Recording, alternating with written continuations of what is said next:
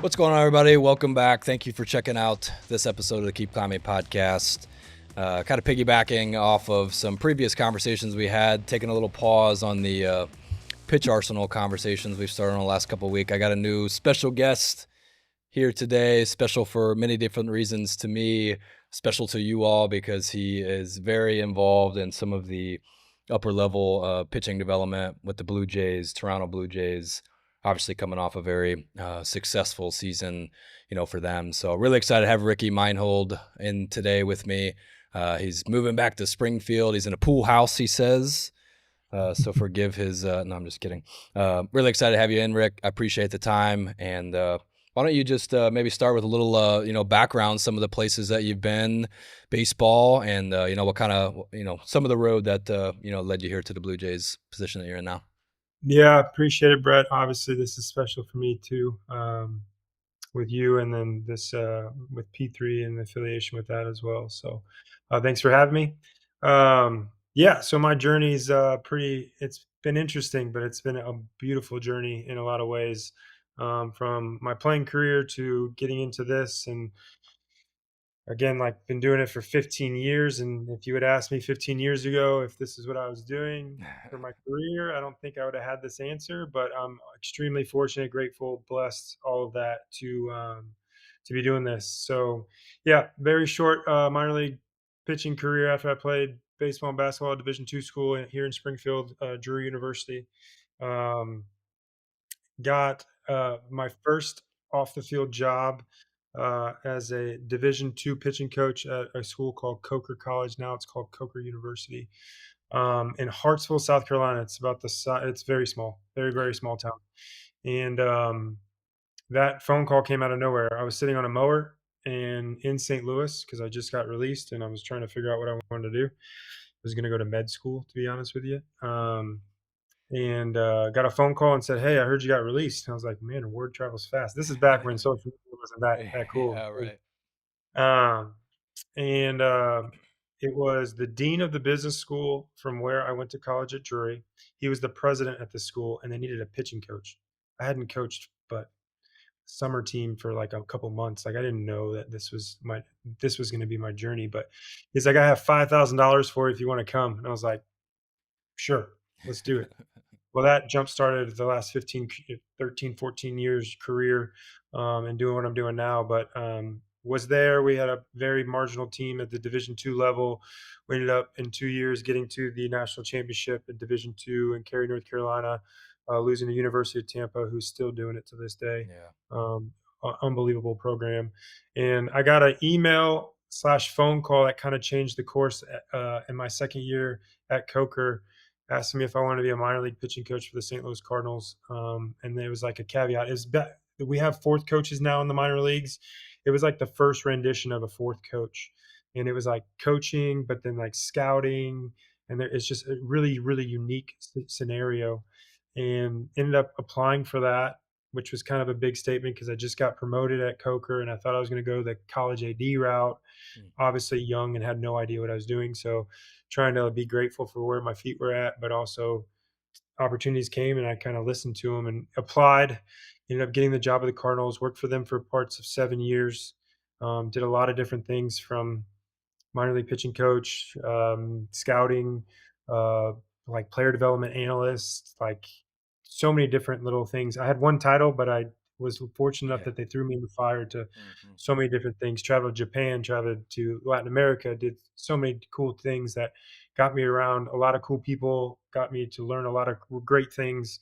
And then in the end of 2019 season, I got a phone call that I got called for permission from the Mets, and they wanted me to be the pitching coordinator and assistant major league pitching coach in that kind of frame, and interviewed for that job, and that was 2020. So we all know that was a fun year, and did that for 2 years with the Mets, and then left the Mets at the end of the 21 season when my contract was up. Kind of needed a refresh. Went through a lot during COVID, and that transition in the front office with a lot of different GMs and all that stuff. And ended up taking like a really cool leap of faith. I was interviewing for jobs, minor league pitching coaches, major league assistants, coordinator jobs with other orgs, and I got a random call from a team in Korea. I knew their GM through my travels, and got it. Basically, one morning, Hillary, my wife, leaned over and was like, "Let's go to Korea." And I was like, "Excuse me? Like, who did I marry? What's going on here?" Yeah. Anyways, our whole family, our 2 kids, who were really, really little at that time, and my wife, went to South Korea, and I was a major league pitching coach in the KBO for about 8 months, and then, that was an awesome experience, unbelievable experience, but kind of a big job came up where the University of Missouri, obviously, we're from Missouri, so that's that you went to Missouri, Yeah. and talked to you about that job actually, and Mhm. was going to work for Steve Beazer. He called me and wanted me to be his pitching coach, and um, Missouri's home. Obviously, that was something I had to pay attention to. Um, and ended up thinking I was going to be at the University of Missouri for the next 25 years. We had a good year, took that job and did some really cool things in that one year that we were there. And um, ended up Steve got let go, and we had to reboot and kind of figure out what was going next. Thought I was going to stay in the college game. I went to Appalachian State with a bunch of wonderful people. Kermit Smith, head coach, like unbelievable human. Britt Johnson, assistant coach. Got to work with them hand in hand for a handful of months, and then kind of my whole gig kind of changed. Every off season, those 2 years I was in college, I would get calls to say, "Hey, we'd really like you to interview for this," or "Would you be interested in that?" And I was trying to do what's right for my family, Yeah. and be present with my family, because my whole goal in my journey is to be the best pitching coach in the world, but also be the best husband in the world and best father in the world to my 2 kids. So like as I was trying to navigate things that were coming my way, I thought I had some things figured out, and didn't really understand what I really wanted to do. And I had a couple calls in the fall of 23, and the Blue Jays happened to be one of them. And honestly, at the beginning of it, I wasn't really interested because I was really happy with what I was doing, and ended up progressing through some interviews and talking to App State to make sure they were in the know. Because in the interview process with them, I was very transparent on, hey, I don't really know what's going to happen, but I'm gonna be present where my feet are and see what goes. And yeah, ended up taking the job at Toronto. I was brought in to kind of be a part of a 3-man structure, the coordinator hierarchy, and was there to kind of evaluate the system and see where we could influence to potentially move it on and make it better. And going into 2025 season, we were able to make some of those changes and do some things that are elite at a high level. And Mhm. obviously, 2025 for the Toronto Blue Jays was an unbelievable year. Yeah. Um, I still, it gives me goosebumps like talking, even saying just that. Great people, same mission from the top to the bottom, from the big leagues players to minor league players. Everybody had the same vision for what they wanted to be and what organization they wanted to be a part of and what that wanted to look like. And I'm just happy to be a part of it. And it's been a wonderful journey. But yeah, that's a lot. That's like 13 years worth.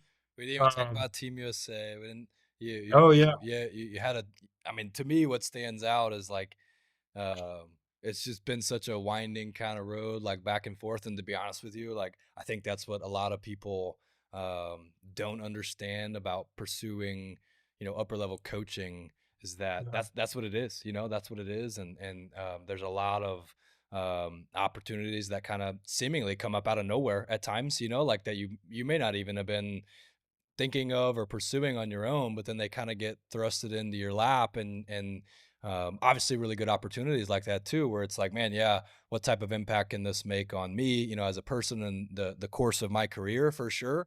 But then you got your family obligations in there too of how that provides not just like financially for your family, but like logistically, like where you're at and your ability to be present and all of those things that whether it's in college, like you're not just a college coach, like you're out recruiting and doing all these different things, and then professional baseball, you get pulled in so many different directions, and specifically you too.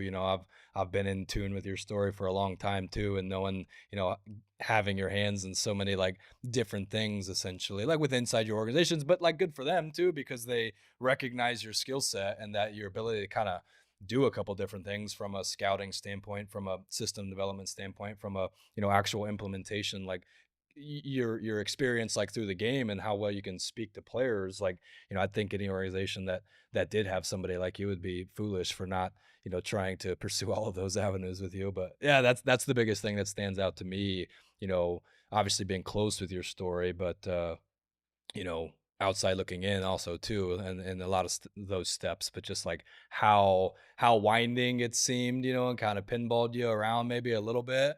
Yeah, But then how like diverse even within like specific roles, it's been for you. But yeah. no, that's I really mean, that's really cool.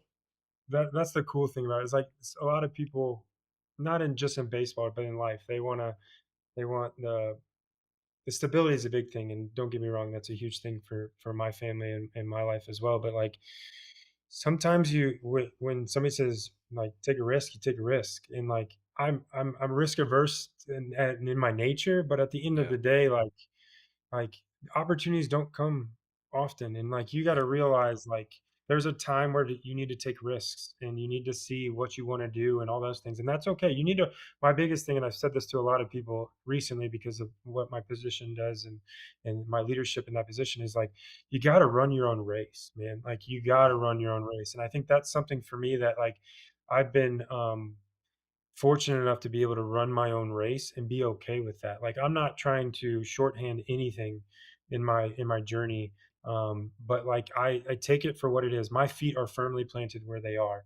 But I'm also like I'm a visionary type person. Like I have an idea of like what things can look like, but like doesn't take away from the now and what we're trying to build now. And I think that's the cool thing is people recognize, I guess, the ability to do different things or work in chaos, and I think I'm pretty good at yeah. pretty even That's keel guy that hmm can work in chaos, hmm and that's what baseball is in a nutshell, is just controlled chaos, and, I'm just trying to run my race inside of that and do what's right for the people that I'm fortunate enough to lead and work for, yeah.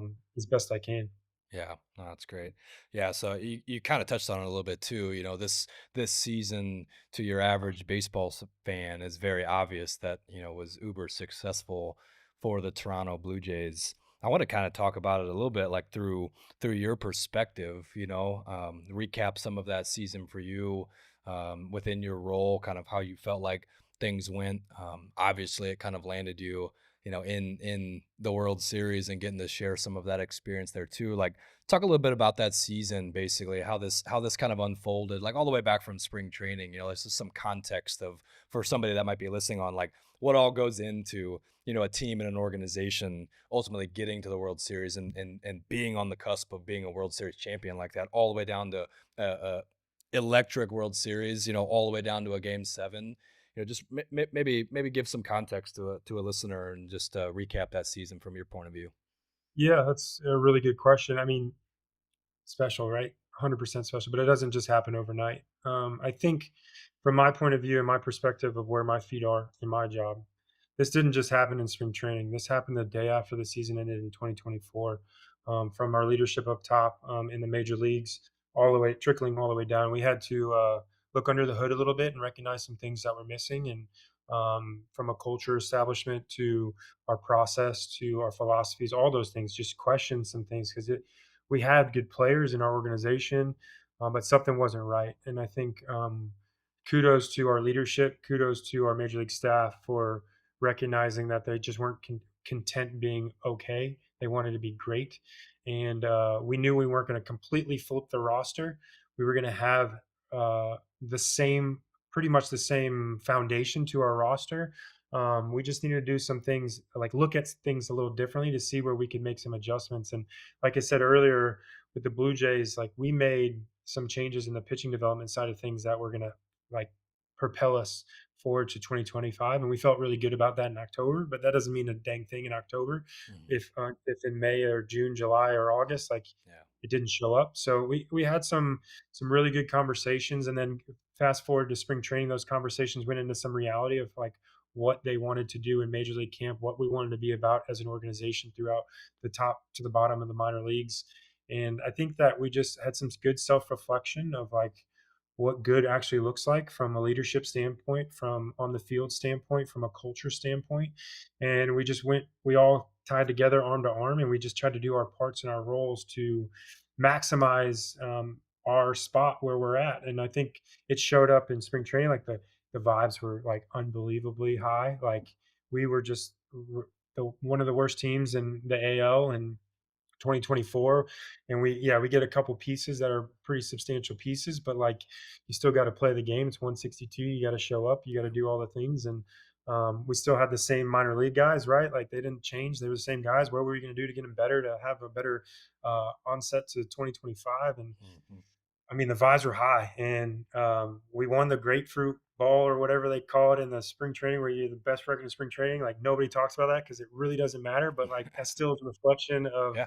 like vibes are high and people were doing the right things, and Mhm. we were playing the game the right way, even in games that don't really matter, right? Yep. But we were setting the foundation, the culture that they wanted to build on into the 162, Yep. and I think that's what like for me is like the catapult to it all. Is like I've been fortunate enough to be in some big league clubhouses, in some major league organizations. I've worked for three personally in my 12, 13, 14-year career, and this clubhouse like is different. It reminds me of kind of my early Cardinal days, where just like people were people first, and then they were baseball players, and that was cool, man. Like, Yeah. like people always ask us who are outside of baseball, like, what is it like to be in a major league clubhouse, or what is it like Mhm. to work with major league players? And it's like you got to remember, like, they're people first, and like Mhm. the good ones, you don't even know who they are. They just Yeah. play baseball. Yeah, their bank Yep. accounts might be a little deeper than others, but Yeah. um, that's just who they are. And that kind of was the vibe overall, from the guy who made the most money on the roster to the guy who had 2 days of service time.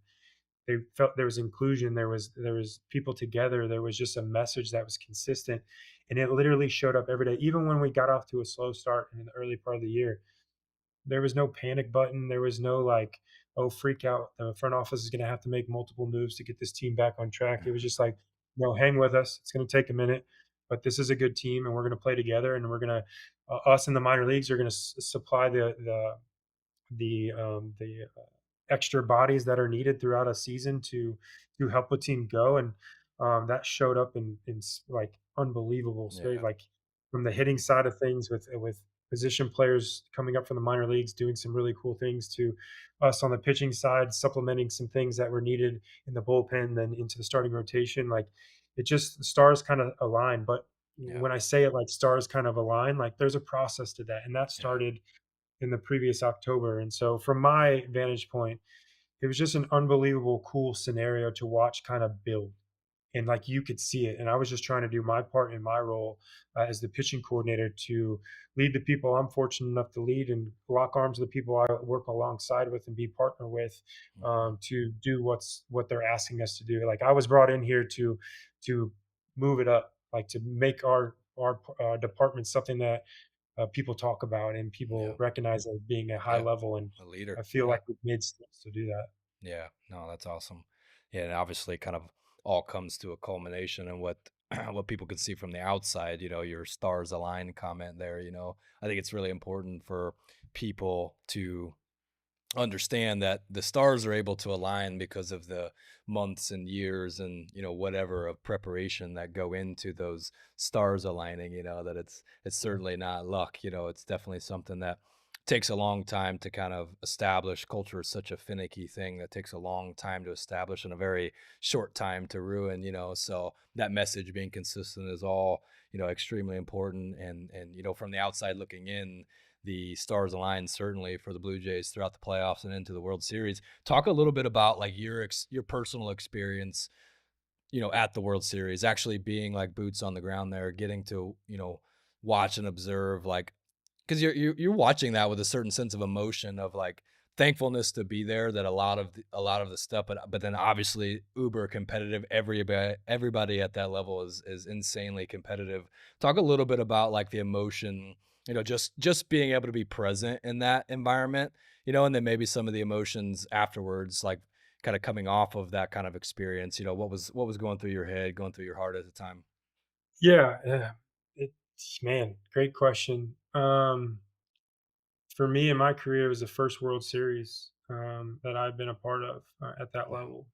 level. Secondarily, it's the first one in 32 years that the organization's been a part of. Yeah. So you can imagine the emotion that the long-term employees felt compared to the guy who's been there for a couple of years, right? Right. But again, my first World Series, so I had immense pride and emotion that was attached to it. I mean, yeah, like I don't, and I think, I guess, maybe personally, I think I figured this out relatively quick because when you're in spring training and you see all the Canadians come down to watch their team Yeah. in spring training, like that's something different. Like, Yeah, very. yeah, Yeah. we grew up in Missouri, Cardinal fans like Uh, understood the red trails Get a everywhere. whole Like, country supporting a team here now. yeah, take it to the next level. That's a whole Uh-huh. country, Yeah, and they're pretty much watching Team Canada right there, like, get into the yeah, World Series. Yeah. 100%. And that was something that like that gets me emotional because like people care about this team. Like, Yeah. oh my gosh, it's like it's a fabric of their life. And Yeah. for me, like being a small part of this group, like we just felt like I felt happiness for the people that have been in this organization for a long time and worked a lot longer than I have to put the chips where they need to go and like to Mm. see this kind of build to this process. That's where I had immense like I was grateful to be a part of it, but I was like extremely pleased that they were able to recognize that the work that they put in 8, 10, 15, 20 Yeah. years, whatever Laid it that may be, foundation. Mhm. laid the foundation to like go for it. So like, Mhm. and then another thing, like our leadership from the top, from the front office, is exceptional, and like they make no matter if it's a pitching coordinator or if it's low A this person or a even like HR representative in the minor leagues or whatever, like you're a part of this group, and so Yeah. for me, that's the touching, like, emotional part is, like, there's so much more than what people see on TV that goes into this whole big picture, Yeah. and, I was immensely grateful just to be a part of it, but it's just cool that, like, every time I get up to the big leagues or see the big league players, like, it's not that, like, we're all one, like, I said this to my mom because she asked me about Vladdy. Vladdy's a stud of a human. He's obviously the face of the franchise, $500 million, all that stuff. But like Mhm. when I get into town, like and he sees me, like he doesn't just like give you the hello, like ask how your family's doing, gives you a hug. Like that's the Yeah. type of human, that's the type of leadership on field. That kid's 26 years old. I say kid, but oh man, 26 years old. So like Yeah. think about that and like resonate that through like majority of our organization, if not all of our organization. I don't see part of it, so I can't speak for all of it, but like Yeah. that's the leadership that we're a part of. So it's a family atmosphere that like you don't have to talk about it. They do it. Like they're about it. Mhm. And so that whole like seeing that play out and then the emotion of us having success in the World Series and then to what I don't want to talk about is the emotion of Yeah. like us losing and failure to a relative failure in your eyes of not getting the or not your eyes, but like everybody's eyes. You didn't get the prize. Like, Mhm. man, yeah, it sucks. Like we're Yeah. still kind of I'm still you can't just rip off the band-aid. Like Yeah. it still stings. But at the end of the day, you have immense like gratefulness and you still have the pride that like we got to a position where we had a chance, and yeah, Where this play nobody expected you to be. You know what I no, mean? Where nobody expected you to be, and I think I that's some of the joke, like biggest takeaway from it, no no, doubt. I joke, like, if you woulda asked me May 20 something when we were 6 games under, if we'd be in the Yeah. 7th game of the World Series having a chance to win, like, yeah, you're gonna take that every time, but, like, Mhm. the whole I think I'm more grateful with the sacrifices people made for development of players, for the chance to have an opportunity to win a baseball game that night, whatever night it was, like, that's Yep. what I'm grateful for to be a part of that. Yeah.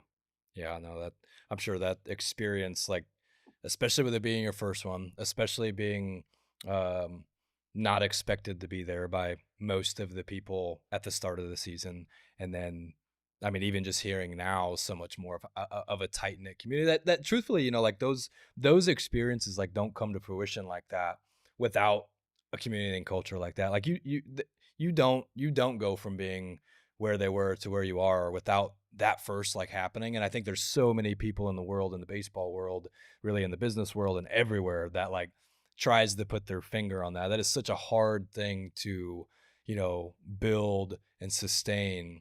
That, I guess the point of my point here is that like you so like process oriented. You got to kind of like your outcome goal. Certainly would love to have, been crowned the champ, but there's certainly got to be immense amount of pride in the organization and like what you guys were able to accomplish. And, some of the thoughts and feelings like coming off of that, maybe talk a little bit about how, some of those negative emotions, need to get spun into, finishing the job here this next time, because I think that more people than the winners, and that there's way more people that lost in the World Series or lost in the playoffs or lost whatever. There's more people facing adversity, to reach that like pinnacle or that goal, whether the goal is winning a World Series, whether the goal is winning a national championship, a district title, a college offer, a major league draft or whatever. Talk a little bit about, your experience, but maybe just bigger and in general too, like what you've seen people that come off of those adverse scenarios and what you'd hope to see out of yourself, your organization, and the players kind of respond to that here now, like going into the 2026 season. What needs to happen, to spin this into ultimately a positive and continue to build. Yeah, I mean, it's you get a bite, you bite a little bit and taste a little bit of what it's like to be at the mountaintop, and Mm, you want more, and you want more, and you want mhm, more. Like in my position, like once the season ended in the minor leagues and in the regular season in the major leagues, like the off season starts. And yeah, we're yeah. fortunate enough to be in the playoffs, and there's teams that don't make it and they get a jump start to 2026 like Mhm, right away. We're fortunate enough that we got to play through November, and so but at the same time, while it was going on, we're planning for 2026, and mm, you're trying to be present because you wanna take in all those things, but yeah, you're motivated because you want this every year. Like, we don't like, honestly, we don't get into this game for, like, the glitz and the glamour. We that's get in right. the game for, like, winning and winning Yeah. at a high level. We want World Series. Like, it's the number 1 goal is to win the Mhm, World Series. Like, yeah, you wanna create a legacy and all that stuff. That's part of the process, but, like, mhm, you wanna win, and so I think it motivates us, as an organization to take it to the next step. Like, we've laid a foundation to what we've said multiple times, but, like, yeah, the game doesn't stop for anybody, yep, and it doesn't matter if it's yep, September whatever or if it's October whatever, like, yep, the game's gonna continue on, and you gotta be ready, and you gotta be willing to push even farther, and I yeah, think that's what motivates us as an organization and should motivate people. Once you get to a certain spot, like, you've seen it, in your career, when you played and saw other players, but, like, getting drafted is one thing, but, like, getting to the big leagues is another, and then staying yeah, in the big leagues is mhm, another, like, yeah, all that's that exactly is real. yeah, that's exactly Oh, what I was it's about to real. say. Yeah. I mean, it's some of the biggest things that got, thrown at me at the earlier minor league stages was, getting to the big leagues is one thing, but staying there is like a whole nother, and the same thing's certainly true, just like as an organization too. Like getting to the point to where you guys are at is one thing, but sustaining that and then being like a staple, piece of that conversation going into the playoffs like year after year is ultimately the organization's goal, but a whole nother animal in and of itself, so there's a lot more that goes into that just reaching at one time, is tough. It's tough to do, and not to diminish the success or the whatever, but you also don't want to be a one hit wonder in that. You want to be able to sustain that and build off of that year over year. And sometimes that looks like a little bit of a roller coaster. Like I think having a good self assessment process and maybe an organizational assessment process.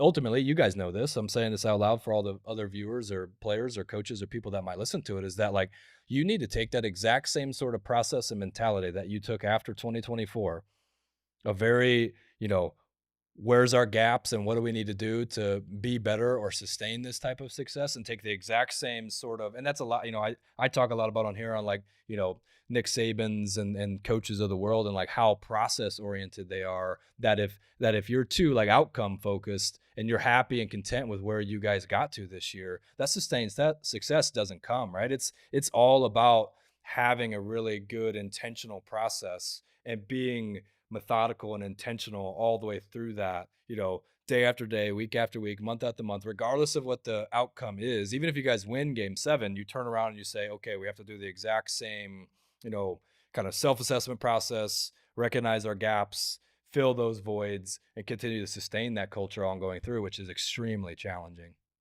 It is, and I think that's the point, right? Like, people don't understand, like, that we live in this world of contentment or quick contentment, right? And it's Hmm. like, oh, on to the next, on the next. You just want more, you want more. But like, what are you doing to make sure that's capable?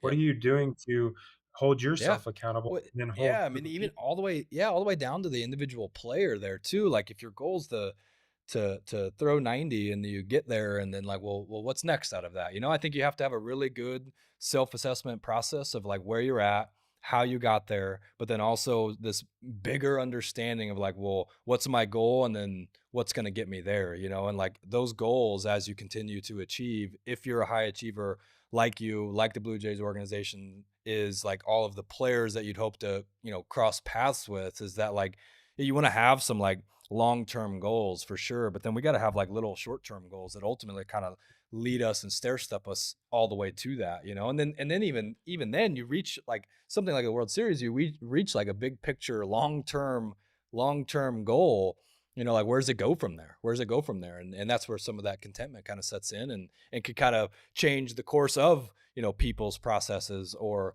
organization, their ongoing success and whatnot, so The thing that I'll put to, like, to rebuttal that is basically saying, like, there's joy in the journey, and you have to fall in love with the process of being great.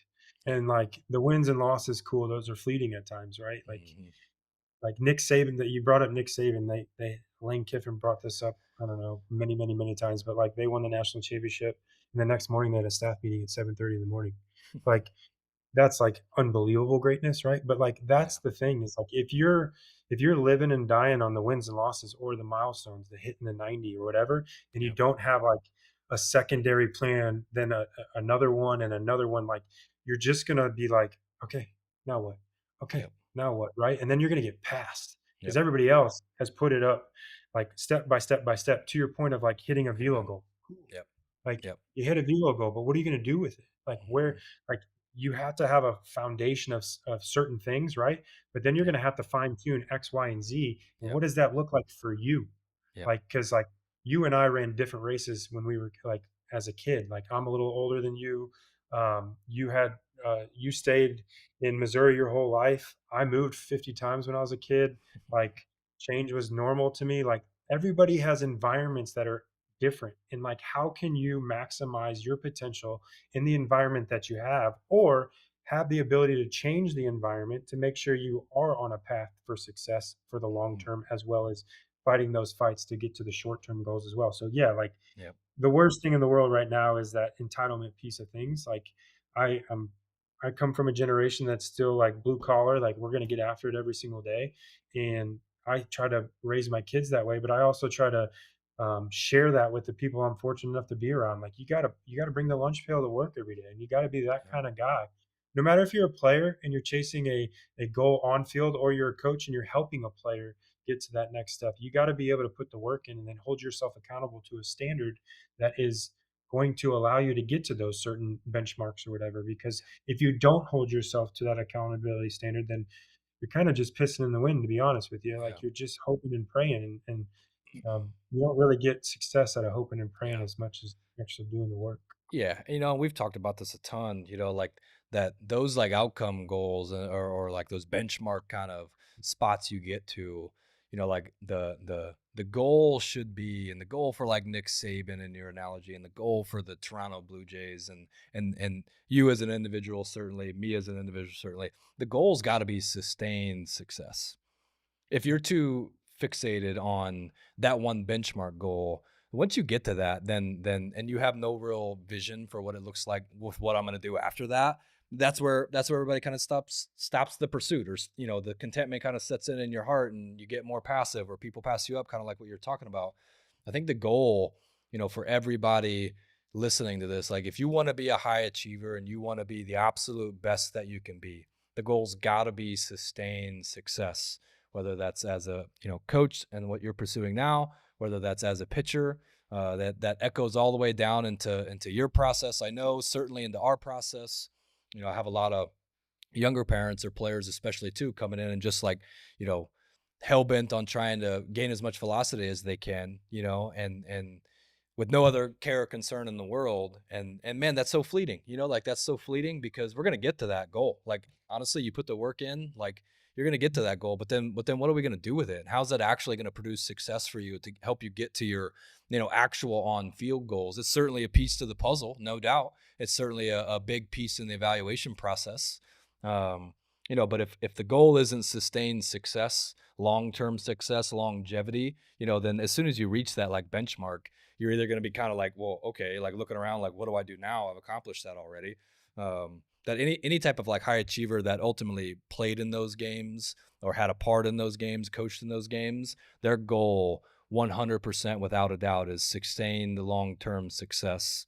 And that's a very intentional process. It's very process oriented mentality, goals, and things of that nature. That it doesn't mean they don't have benchmark goals, but that's not the big picture goal here. Is that like it's not going to be to make it to a World Series, or it's not going to be to get drafted, or it's not going to be to play Division I baseball. That's part of the journey of the long term sustained success of essentially just trying to be the best version of yourself that you can possibly be.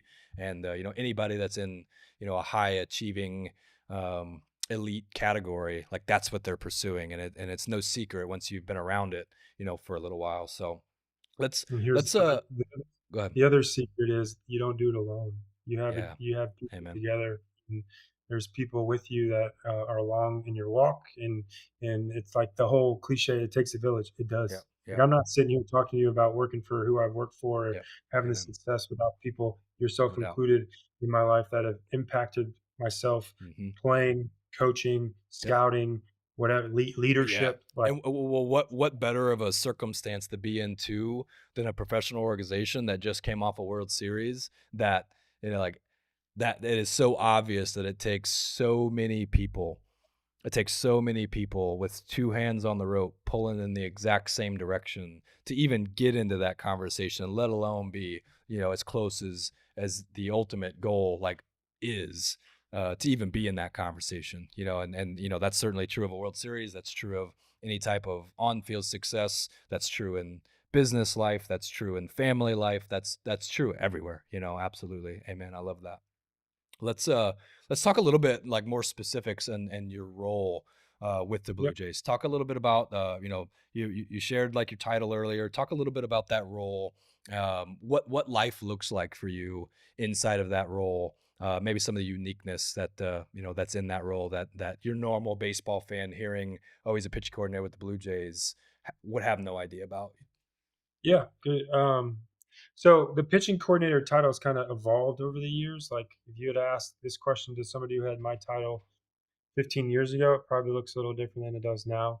Conversely, it's still like there's different layers to it. But myself and another gentleman are leadership, you could say, in our like building out our department. And so my job as the pitching coordinator is to lead our staff, lead our coaches, lead our players to obviously influence development, create the philosophy, allow for programming decisions, allow for anything that goes under the pitching bubble that has to do with leadership and coaching, philosophy in on-field development, individual player development process. All that is kind of under my bubble, and I work alongside another guy. So we have a director of pitching and we have a pitching coordinator, and we're partners in leadership in developing what the Blue Jays stand for from a pitching development standpoint. With that being said, we work extremely in cahoots with our major league staff to make sure that our visions are continually aligned. We challenge each other, and we have like there should not be significant difference from the major leagues down through our minor leagues. Hmm. Obviously, it's tiered in the Hmm. fact that like there's developmental stages that each players are going at different parts of the minor league system, all the way up into the big leagues, and there is influence in there from different aspects of pitching development. But at the same time, under that bubble, like we are in cahoots as an organization in totality, from the major leagues all the way down to the Dominican, um, with our pitching development group. And my job is to help lead that. And so, what an off season looks like for me, because we're currently in the off season. We make obviously staffing decisions on hiring and bringing people aboard to opportunities. We work, obviously, our farm director who runs the entire minor leagues has a vision that we're trying to influence and impact. And we do it from the pitching side of things, obviously. I'm doing that currently now. We're also working through programming for our individual player programs for the off season. I lead that with a bunch of guys that from throwing programs to drill work to Yep. like how we build up for spring training through camps that we have during the off season, from physical development camp to pitching camps, all that stuff I kind of coordinate and develop with the coaches to make sure our players are served. We're fortunate as an organization. We have $100+ million complex in Dunedin, Florida that is unbelievable. If you don't Yep. believe me, YouTube Toronto Blue Jays Player Development Complex and see the Crazy. video. Like, Hmm. it's unbelievable, and we're very fortunate. Mr. Rogers and the ownership group gives us the resources to do what we need to do, and it's Taj Mahal of player Yep. development. And so we have everything: Absolutely. labs, resources, people, like complex, everything. We have it all. And so I basically in the off season coordinate all the off season stuff, and then as we go into the season, I coordinate spring training, make sure spring training and all the pitchers individually are getting what they need for what they need for the season, from developing their programming through the coaches to also scheduling out what they need to get progressed in their progressions to get ready for the season, whether you're a starter or reliever, all Yep. that stuff. And then obviously support the major league staff in whatever they need, from help on the major league side, from our players that are in major league camp, Hmm. that are minor league players that haven't got to the major leagues, to supplementing the major league games with minor league players to make sure that they have what they need to get their players right, but also to see our players, to see the future, because Hmm. that's the only time they really can see it with their eyes besides watching a Yeah. video. So putting guys in front of our major league staff to make the best decisions for who's going to make teams and stuff like that. So all that being said, that is a lot of stuff in the off season that gets us going. Once you get into the season, it's more of the implementation of the player programs. It's more of the Yeah. checks and balances of solving problems for whatever comes up individually, player wise, and then also leading the staff and leading the coaches to influence our players at a high level. So my main thing is making sure, like, the world doesn't blow up. It just keeps going, right? Yeah. And also making sure our coaches get leadership so they can grow and be the best version of themselves, while also them being the boots on the ground that influence our players. And so it's a lot. A lot of people say the farm director job and the pitching coordinator job are probably the busiest jobs in baseball, Yeah. because it never stops. Like, Yeah. it's always You're just always have to be coordinate. available. Hmm. Yeah, Quarterback coordinated and a lot all. of different moving pieces. 100%. And when it goes wrong, it normally comes to our plate, and I have to make decisions on the fly that are quick to support a player, to support a coach. It's pretty impactful. There's like on what you asked about, like my day to day in the season or whatever. Like, I probably travel. The Blue Jays are great about this, but I probably travel anywhere from 10 to 14 days a month. And I kind of make my own schedule. I try to make my own schedule, and then it kind of gets changed as it goes through the season, depending on need or whatever the Yeah. case may be. The biggest part of travel is spring training. So I live in Missouri. That's one thing the Blue Jays are awesome about. They want what's best for me and my family. And if that means living in Missouri where my family is, they want me there. Mhm. They obviously would love me in Florida or in Toronto if need be, but they want you to be happy first and foremost. Because if you're not happy, Yep. you're not at home, like taking care of your people, you're not Sustained going to be the best success. employer. Mm. Yeah, Amen. exactly. So, um, I travel out of Missouri. Basically, need to be close to an airport, um, Yep. and again, travel for spring training, 45 to 60 days, depending on what is needed. Hmm. Then I come home for a couple weeks, and then my 10 to 14-day travel per month starts after that. Yep. And basically, what I do in a nutshell during the season is I go around with one other guy. We go around to all the affiliates in the major leagues to make sure all the checks and balances, and making sure we're leading Yeah. the players and the staff as best as possible Yeah. to carry the philosophy of what we're trying to do as an organization, but also individually problem solve to make sure we're putting players in the best position to be the best they possibly can be every single day. Yeah. And so it's a That's lot, awesome. but it's Yeah. unbelievably fulfilling. And it's something I've learned. This is my second time doing this fully in an organization, and well, third time technically.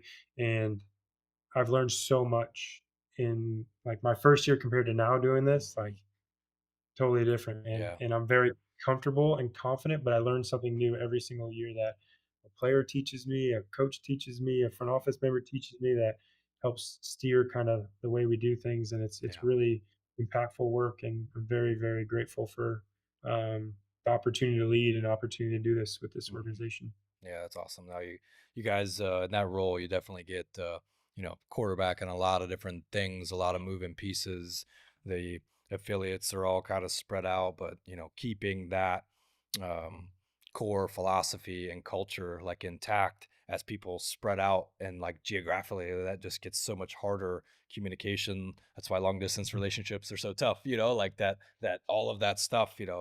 It takes somebody, and it sounds like you guys got a good group of people working on establishing core philosophies, good communication channels, and all of those things. Definitely takes somebody steering the ship really to help kind of navigate whole course of a season, but then season after season there's so many moving pieces that I think in your role that your normal baseball fan, to be honest with you, even hearing it through a conversation like this, still probably can't wrap their head around the logistics that all goes on throughout the year.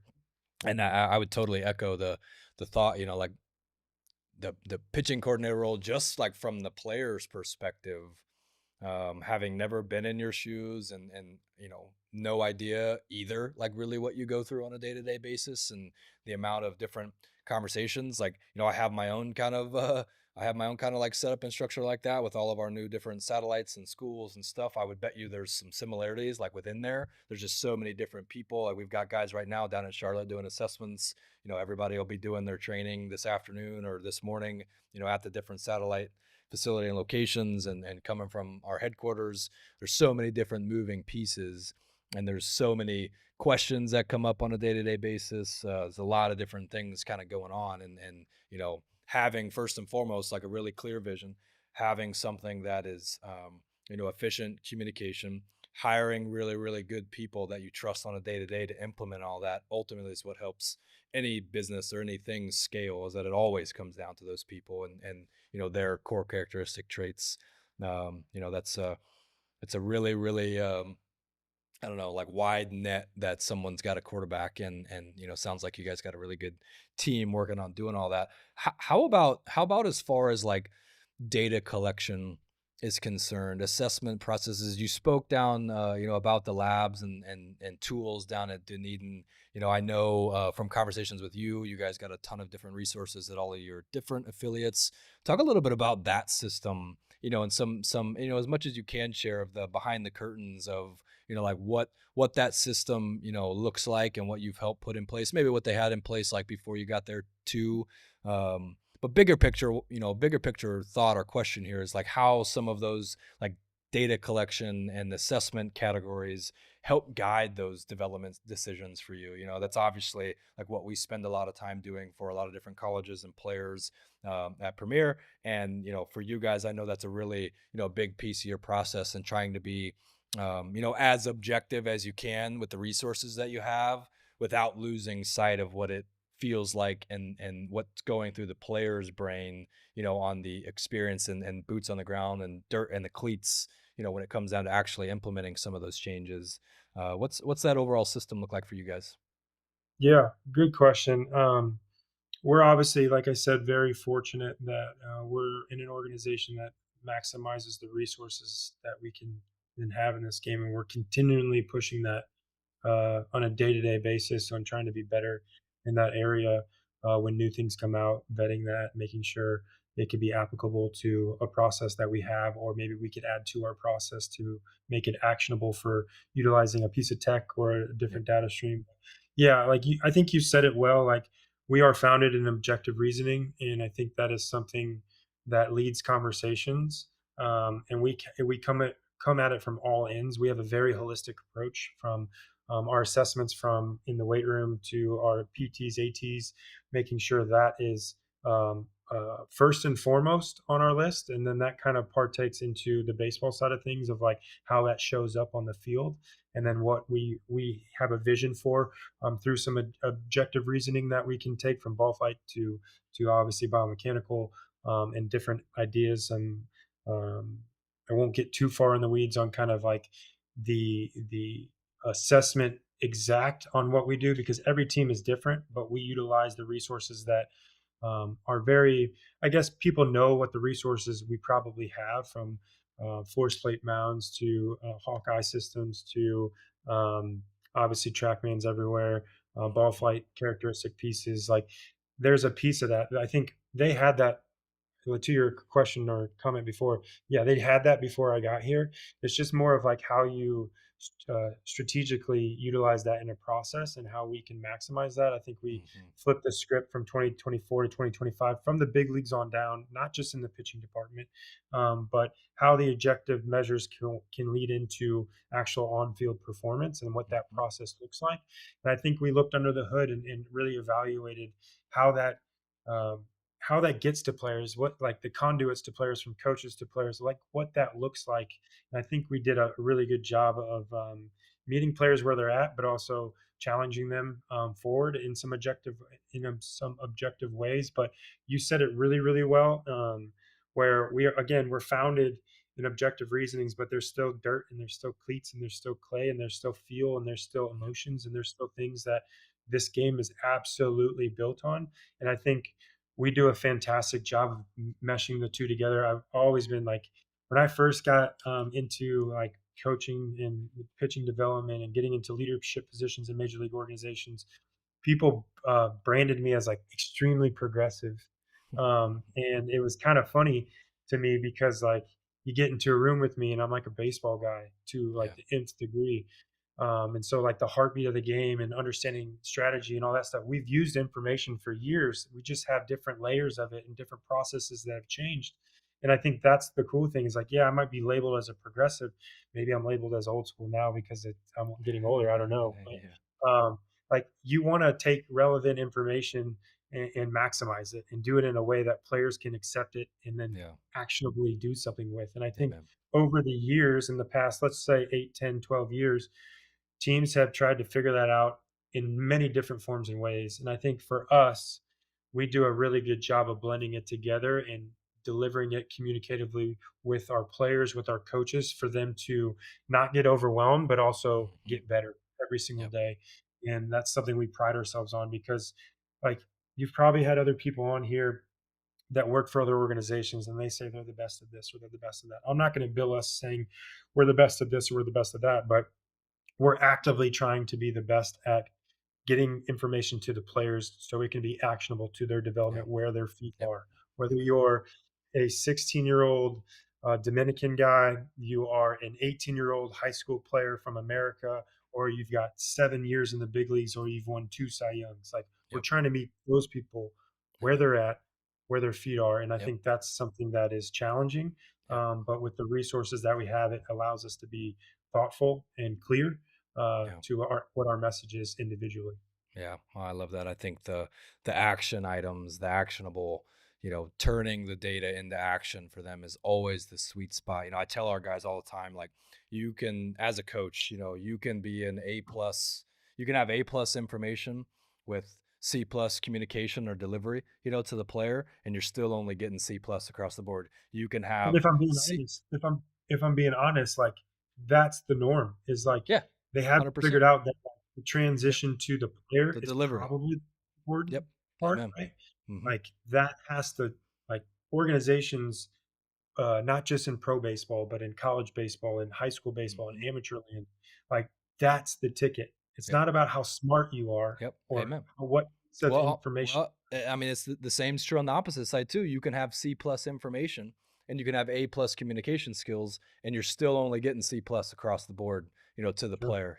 So it's about that blend. It's about the delivery just as much. It's 50-50, equally important. Your ability to have high level information and what you can do with that and affect change in a player's life in a positive way. And then it's also, quality communication and experience and delivery to the athlete, because then it's a blend. Ultimately what lands in the player's lap and affects change in their life is a balance between both of those two things, so you'd rather get somebody, I think, that is humble, hungry, and smart, and trying to learn and grow, and be the best person that he can have, or be the best person he can be from an information standpoint. But then there's also these like core characteristic traits of people, of coaches, of human beings that like ultimately know how to connect and relate with people, whom are the ones on the hot seat, mind you, that like, from my experience, and there's certainly, this is probably true to different lengths for different players, but like you never go through this process thinking that like, or not thinking that like you're you know, a bad season or a good season. It could be both ways, but like I never felt like I had time, to like really overhaul anything, because I'm constantly trying to like prove myself, or prove, the players constantly trying to prove themselves and make it to that next level, that, any type of coaching interjection that wasn't founded in truth, or totally overhauled something that really didn't land for the player, is going to be detrimental to their career, so be like very intentional, Forrest Herman, I think Forrest. Like Forrest has got a really good phrase. Forrest is the director of pitching now for the Orioles. He coached me at Premier Pitching, and definitely made an impact on my life, but also made a very huge impact, at our on our coaches in our facility, time that he spent there. But he always says, just like, be a zero war coach. You know what I mean? I think it's the guys who are going out there trying like too hard to like change people, put their stamp on them, and say like, I help so and so reach like whatever, that actually end up causing more harm than good. Like being very intentional with your words and your actions and how you deliver some of that to the athlete, especially as subjectivity arrives. There's certainly a amount of this that, I say to people all the time: the best drill, or the best, whatever that you give the player, is the one that works. You've got your objective truths, your KPIs, your things that we know need to be good within their, data, or within their delivery, or within like the things you can objectify, but turning those things into action for the player that produces positive change, that's a very intentional process. And your best coaches in the world aren't the ones that are constantly just firing off like different suggestions. Hey, try this. Hey, do that. They got all these different tools in the tool belt. Yeah, they got the tools in the tool belt, right? The information is high. They know how the delivery works. They know how the body works. They know how the brain works in an athlete, but they're able to deliver it in a way where it resonates. It makes sense. It's the right time for the player to make that type of adjustment, right? Like, you're not going to go to a guy with a mechanical change in July. You're just not going to do it, unless the circumstance totally arrives for it, and that's the only hope he's got to change the course of direction in the year that he's having. Right? Like, you're gonna dose out this information very strategically, very intentional for that athlete, based on a lot of different things. And that's where like baseball experiences, being a baseball guy and taking high level data collection and tools and resources that you can get your hands on, that we have at our headquarters, that can help affect change. But at the end of the day, it's all about how that stuff gets delivered, and down to the human element, and that thought about like people's ultimately what scales all of that. Yeah, preach, brother. I think that was like extremely well said, and I think Forrest's line is, in summation, like that's spot on. I mean, we have so much information and we have so many resources in the public sphere, just as much as my world, Mm-hmm. that sometimes you can do more harm than good, right? Amen. And you see it all the time. I mean, you and I talked about this offline, and I don't mind saying it online. Is like, yeah, I have social media. I see what's out there, and there's some spectacular coaches and some Yeah. spectacular programs and spectacular facilities that I think do a significantly good job in moving the needle forward in pitching development. Mm-hmm. And then there's a vast, like I would say, a huge other population that I'm like, Mm-hmm. dear Lord, please don't send your kid there. Like, Yeah. Amen. and I'm coming from a place where I don't have it figured out either. But I'm informed, and I'm Yep. fortunate enough to do this for a living. And you just you gotta you gotta be smart with this. Like, I get questions all the time from um, like a bigger 50,000 foot view of like, how do we infect change in amateur baseball, because it's we're getting players that like Mhm. I'm in the draft rooms and all these scouts Mhm. are talking about the players they love, and I'm loving this. I'm eating it Yeah. up. But Yeah. every single kid has a medical issue, and it's Yep. an elbow issue, and it's from Yep. XYZ when they were Yep. 15, or Amen. whatever the case may be. What can I do where my feet are in my position to help that? And I've done some things outside the organization that try to help that, but like we need to do more. And I can't. I'm not going to do it by myself, but our group of people that in the game that are well established, that understand the game, that understand the nuance of all the game, Yeah. can can do a better job in infecting change in that, to make sure that we're putting kids in positions to stay healthy and have good Yep. careers. Whether their mommy and daddy want Johnny to be a big league reliever or a big Yeah. league starter, like guys, like I got kids. Like Yeah. there's things I'm not going to do with my kids because of what I'm scared to put with. And Yeah. I don't like to like, yeah, I'm going to coach my kids when they ask me to and all that stuff. Like there's things that I'm going to do as a father that obviously I'm fortunate enough to be able to give to my kids because of what I've learned and grown and whatever. Mhm. But like, I'm also going to not put them in things when I Yep. know exactly what road that could go Yep. down, because I know what's going to happen before that person does, probably based on my Yep. experiences, stuff like Yep. that. So yeah, you said it really well. It's very well preached, and that we need to stream that to the mountaintops overall, because like that communicate this game, what we do, life, all that stuff is about the people in it. And if you can't connect with people, or you don't understand how to learn and grow with people, like you're gonna have a hard time doing anything, let alone Yep. pitching development. You know what I Yep. mean? So That's awesome. really well said. Yeah. No, I think that's a good summary there too. And I really appreciate the time. That was kind of all the topics I had. I know you guys are moving into your house and it's a busy time of year and everything. So I appreciate the time and coming on with us today. Um, I didn't say this at the beginning. I should have in the intro piece of this, but Ricky and I grew up down the street from each other, and I used to play some baseball in the old backyard with Ricky. So our baseball and just life goes back a long, long way, and it's been special for me on the outside looking in, just constantly rooting for you. I was rooting for the Blue Jays the entire time, throughout the playoffs and throughout the World Series. So to get to see that and you be a part of that, it's been really special for me. My whole family, we were all Blue Jays fans for the past a couple months, and with no other tie to the Blue Jays other than Ricky Meinhold. So you got a bunch of people rooting for you and loving you and wanting the best for you. But really excited for you, man. Really cool to see all this kind of come together, and all the the road and the journey that you spoke about to kind of get there.